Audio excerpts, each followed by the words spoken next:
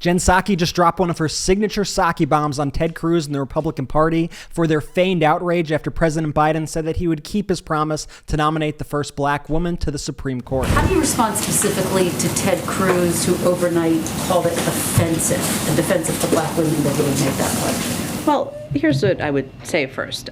Just over a year ago, the previous president also promised to select a woman for the Supreme Court.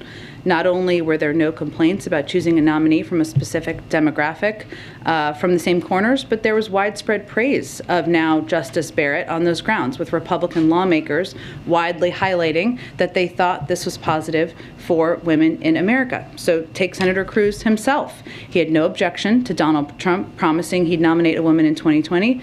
Repeat, no objection at all. In fact, he praised her on these grounds. The nominee. During her confirmation hearing, Senator Cruz said, quote, "I think you're an amazing role model for little girls. What advice would you give little girls?" When President Reagan honored his campaign pledge to place the first woman on the court, he said it symbolized the unique American opportunity. There is no outcry around that. Ted Cruz recently said that Biden's promise to nominate a black woman to the Supreme Court was, quote, insulting and offensive. The fact that he's willing to make a promise at the outset that it must be a black woman, I got to say that's offensive. Right. You know, black women are what, 6% of the U.S. population? He's saying to 94% of Americans, I don't give a damn about you. You are ineligible. And he's also saying it's actually an insult to black women. The press secretary fired back, citing precedent like Ronald Reagan in 1980 on the campaign trail, promising to nominate a woman to the Supreme Court. Now, I'm announcing today that one of the first Supreme Court vacancies in my administration will be filled by the most qualified woman I can possibly find, one who meets the high standards I will demand for all court appointments. Or as recently as Donald Trump promising to nominate a woman to the Supreme Court. I will be putting forth a nominee next week. It will be a woman. Here's the deal. In over 230 years, there has not been a single black woman on the Supreme Court.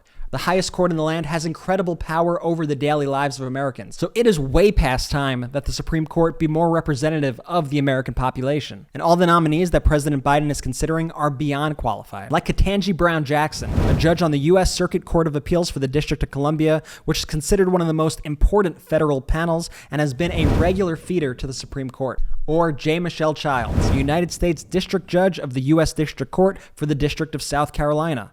Or Leandra Kruger, an Associate Justice of the Supreme Court of California. These represent just a few of the highly qualified judges that President Biden is considering. And let's remember that the American Bar Association rated 10 of Trump's justices that he nominated as unqualified. And Republicans voted them in anyway. And that's before we even get to the fact that Donald Trump stacked the courts with judges pre-selected by the extreme right Federalist Society. So if we're really being honest here, when we talk about President Biden nominating a qualified black woman to the Supreme Court, we know from history that Republicans don't care about qualifications. They don't care if a woman is promised the position. It seems that there's one word in particular that's bothering them.